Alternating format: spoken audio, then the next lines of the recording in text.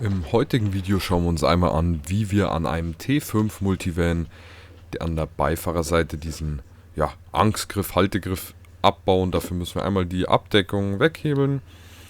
Das funktioniert hier mit so einem Plastikkeil. Das ist einfach nur, damit man nichts zerkratzt. Kann man natürlich auch ein Messer, Schraubenzieher, ähnliches benutzen. Genau, da haben wir hier zwei Schrauben, 25er Torx.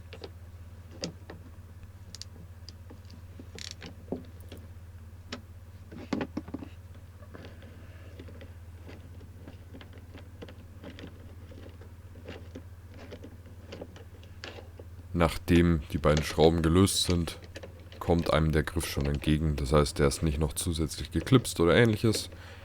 Das heißt, man kann hier wirklich einfach beide Schrauben rausdrehen und weg ist der Griff.